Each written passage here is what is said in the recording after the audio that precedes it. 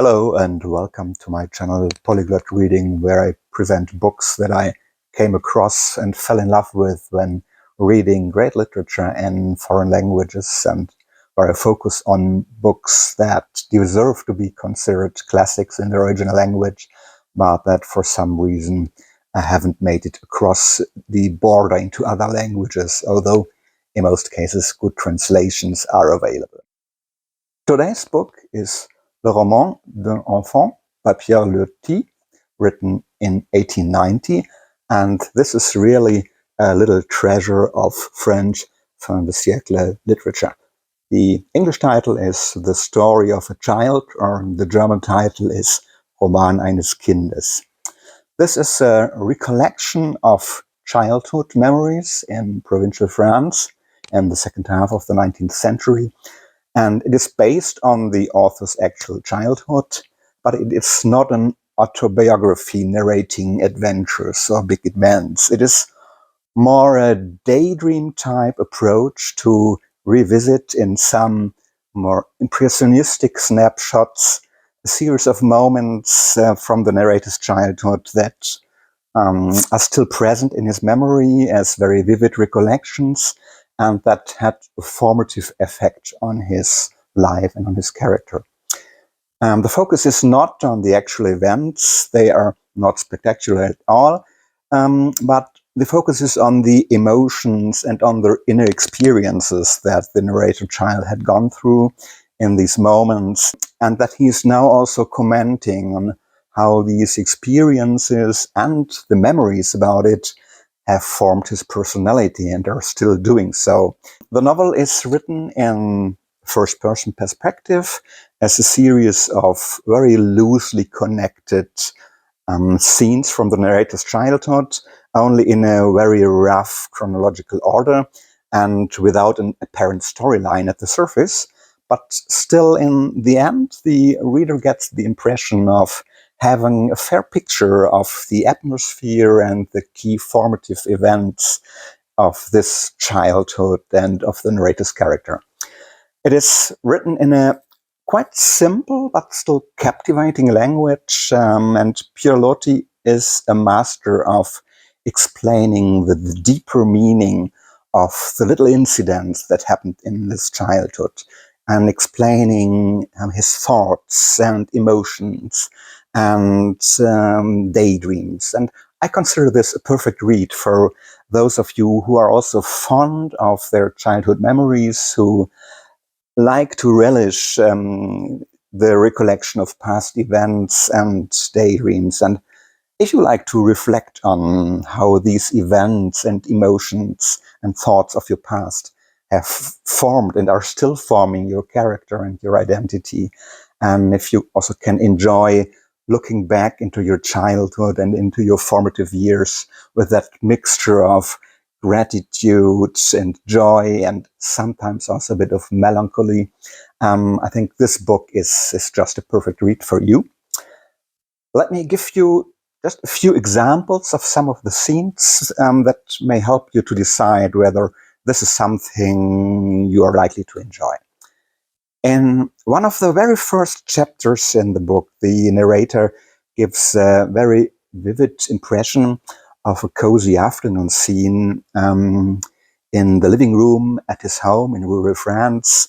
It's winter, night is falling outside. An old aunt is dozing next to the fireplace, and he himself feels very snug and a bit sleepy. But then suddenly a housemaid enters, and she throws an armful of branches into the fireplace. And so the room is suddenly brightened up, the flames go up, and the flames are throwing flickering patches of light and shadow onto the carpet. And this is something new. The little Pierre is absolutely fascinated by that. And he's still a toddler. He has just learned how to walk. And now he has the idea that he would like to walk and like to stay within the bright patches. And he notices that he's just not fast enough. But suddenly he discovers a new mode of movement. He discovers that if he's squatting down and then pushing himself up with both legs is in synchrony, then he is much faster. He can be quicker, and so he has suddenly discovered how to jump, and this opens up a completely new world for him. He really is enthusiastic about it. He goes over the moon about it, and he jumps and jumps and jumps and is singing in the room, and really enjoying this new mode of movement, having discovered this, and is really relishing all this, being successful in staying within the bright patches. That moves on for a little bit, but then slowly the situation changes. So the fire is burning down a little bit. The joy fades away, so the thing is not that new anymore. So it's getting darker again, and suddenly some sort of anxiety creeps in. He becomes aware of the dark corners of the room. He becomes aware that the door to the hallway is open, and the hallway is very dark.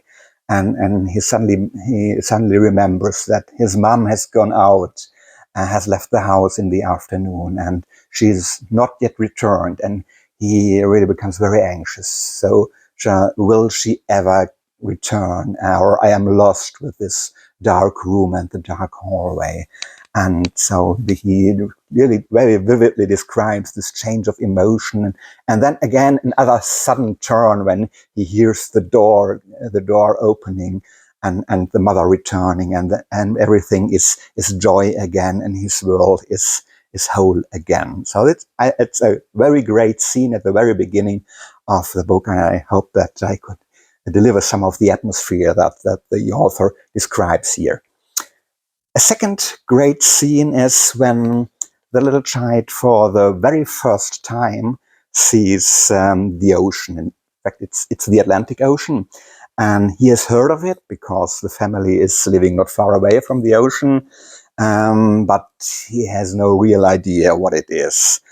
So there's some bank or some dam to be climbed, and so one afternoon when the family walks along there, they move up this dam or bank, and so all of a sudden, only when he has reached the top, he sees the ocean all of a sudden, and that completely takes his breath.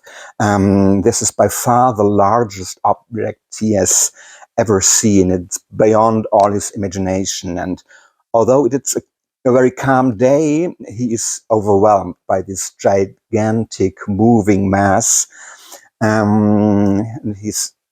This seems to be something monstrous that is really touching very deep primordial emotions. And it's a mixture of joy and dread, and he's fascinated, and he knows that he will be so for his lifetime. And in fact, the sea and traveling the ocean has been a very important element in the author's life. But this feeling is also tinged with a very strong feeling of smallness, loneliness, lostness, and helplessness in front of this elemental force. Okay, back to a more domestic scene a little bit later in the childhood of little Pierre. He is also, he becomes a collector of things, of little things, and he forms very strong attachments to the objects that he likes, and he loves to get lost in thoughts and daydreams about these objects. His hobby is supported by an uncle of his who he has traveled a lot in the French overseas colonies, and so little Pierre creates sort of a museum in the attic of the family home with small objects that have no economic value, but that are very special to him, like seashells, stones, or other cheap trinkets that he had either received as a gift from his uncle or found by himself in the vicinity of the home. And he just loves to spend hours and hours in this little attic museum, curating his collection, daydreaming about the exotic countries where the objects come from, or by just staring into a sunbeam that is entering through the attic window and playing with the dust in the air, and that sort of atmosphere he is enjoying very much. As a final example, I would like to tell you about a special friend, a girl called Jeanne, with whom he loves to spend his afternoons, and together they read a very popular French fairy tale called The Donkey Skin, if I remember correctly, and they're so fascinated by the story that they decide to put the story on stage. And they start from scratch by building a puppet theater and creating the puppets, the garments, painting backdrops for the different scenes, and so on. And even an aunt, and even one of the aunts is hired to help them with the preparation of the garments for the puppets. And they get really passionate about this, and they will be busy with this project for about 4 or 5 years, always preparing more and more scenes and material, and the whole thing grows totally out of proportion. They are adding more and more scenes and characters that have nothing to do with the original fairy tale. But in the end, it is never actually put on stage and never performed. In the end, at some point, everything is just stowed away and forgotten for decades and never looked at again. But still, and here a quote from the English version, it robbed me of the most precious time that I ever wasted. That's a sentence from how the author comments this experience. And so it may seem futile. It is time not spent doing something useful, but it's actually worth a lot to him. And it's an experience and a memory that he holds extremely precious and that he doesn't want to miss. Okay, I think you may have noticed that this novel already anticipates some of the concepts that decades later some other French writers brought to perfection. For example, Marcel Proust in his monumental work in Search of Lost Time. He has clearly been influenced and inspired by this little novel, although he transforms the idea into a much more sophisticated and much more complex approach. And what makes Pierre Loti's novel special is that it's much shorter, it's much easier and quicker to read. One cozy afternoon will be sufficient.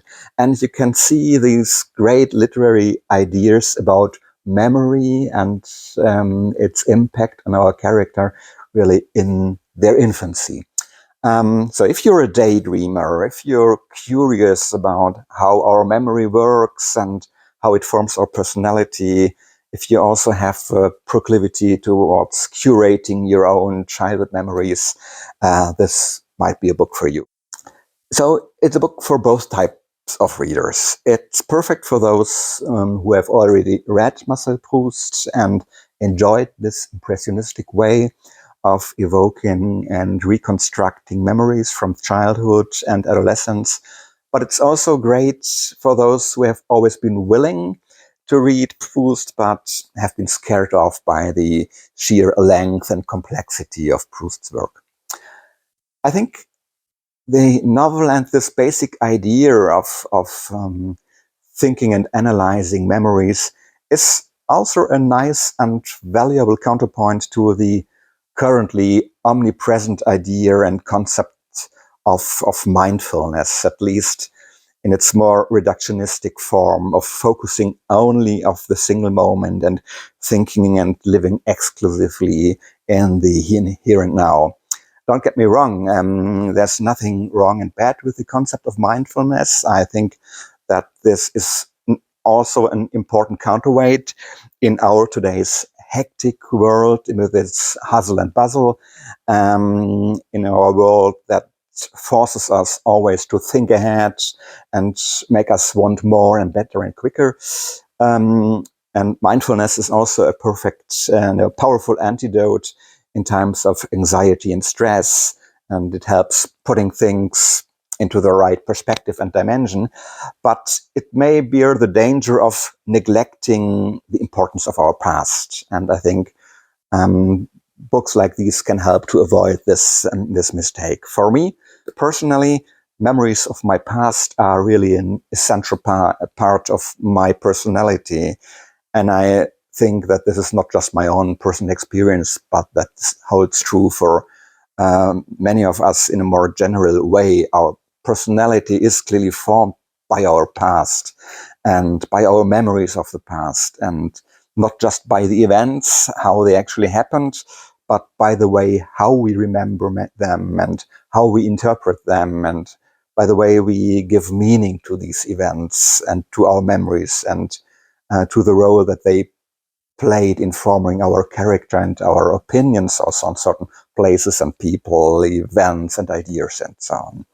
So this book is also an invitation to reflect about ourselves, to make a nice afternoon visit to your inner self and to your past, and to reflect on what has made you the person and personality that you are. Luckily, the French original is already in the public domain because it was published in 1890. So it's for free. It's easy to get a free version online for ebook reader.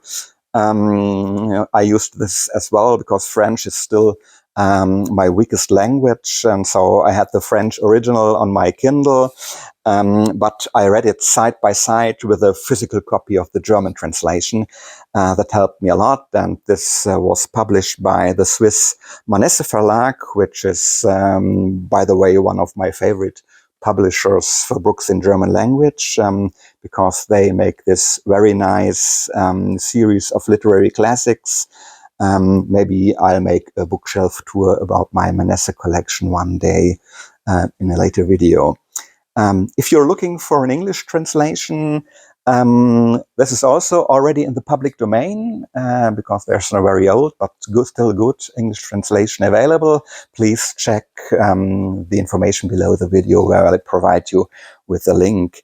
And if you like to combine your French reading with the audiobook, there's also a free audiobook version available at LibriVox at no cost at all. That's also a great experience reading the French text and in parallel hearing the French text, the French original read in an audiobook. That's great. Unfortunately, I haven't been able to identify whether there is or has ever been a Yiddish translation. Even the Steven Spielberg digital library of Yiddish books doesn't provide any. There's another book by Pierre Loti available, but not this one about his childhood.